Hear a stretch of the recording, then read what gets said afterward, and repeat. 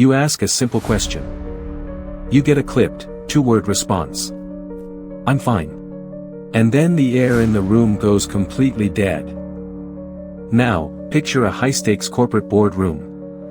The executives are arguing. Papers are shuffling. But the person who actually controls the company is sitting perfectly still at the end of the table, just watching. We are conditioned to believe that influence belongs to the person with the loudest voice, or the fastest argument. We assume that whoever fills the airwaves holds the authority.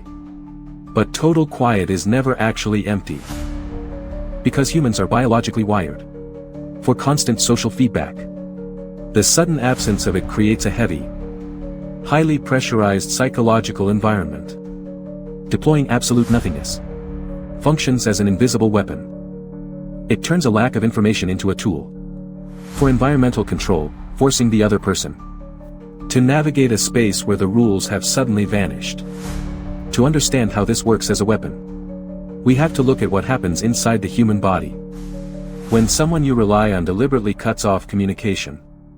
From an evolutionary standpoint, early humans relied entirely on group cohesion to survive. When a modern partner or peer suddenly withdraws their attention, your nervous system interprets that sudden isolation as an immediate threat to your physical safety.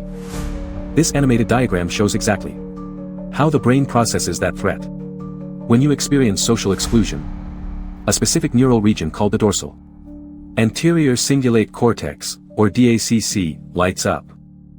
The data points radiating from this region are crucial, because the DACC is the exact same part of your brain that processes the distress of physical pain.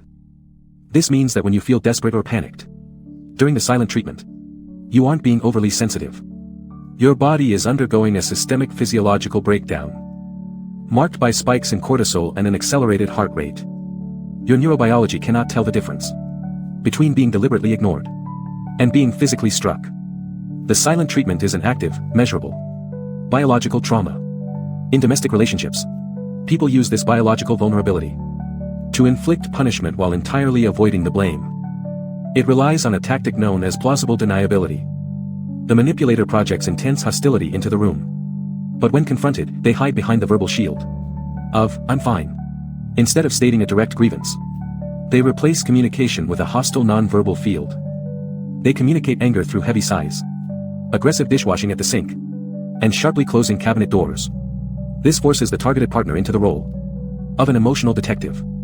You are left hypervigilant, constantly scanning the room's environment and reading micro-expressions to gauge the level of threat. You spend hours replaying the morning commute, analyzing your partner's work stress, and dissecting your own behavior, desperately trying to trace the origin of their bad mood. This dynamic represents a direct outsourcing of emotional labor. Identifying and expressing feelings takes vulnerability and effort. By shutting down, the manipulator forces you to do all of that heavy psychological lifting for them. You end up trapped in a shadow boxing match, where you preemptively apologize and shrink your own boundaries, constantly negotiating against yourself, just to make your own home breathable again. In high-stakes standoffs and professional boardrooms, these same psychological mechanics are repurposed into a tactical discipline. Behavioral scientists and professional hostage negotiators call this shadow communication. They deliberately deploy what is known as the effective pause, an intentional halt in dialogue, immediately following a critical question. This animated diagram illustrates the psychology of conversational scarcity. The human brain despises an unresolved void. When presented with empty space, the natural instinct is to rush forward to fill it. Under the sheer pressure of that silence, an opponent will reliably fold. They will start talking just to relieve the tension. And in doing so, they will over-explain, reveal hidden motives, and spill out concessions they intended to keep secret. The rule in these high-stakes standoffs is simple. Whoever possesses the discipline to sit in the severe, awkward discomfort of the quiet void automatically assumes structural dominance over the interaction. Whether it's a hostile SP atlas or a corporate rival, weaponized silence only works because it exploits a specific vulnerability. You're desperate, Biological need for connection and resolution. To dismantle this power dynamic, you have to bypass your own anxiety and implement a radical counter-strategy. You must take the silent individual at their exact word. If they are slamming doors and radiating anger, but verbally insist that they are fine, you agree with them. You treat them as if they are fine. You turn around and you walk away. This action triggers an immediate psychological reversal. By refusing to play the detective, you leave the manipulator completely stranded in the uncomfortable, unresolved stew of their own unexpressed anger. You stop asking what is wrong, you drop the rope. Refusing to perform another person's emotional labor removes the manipulator's primary source of leverage.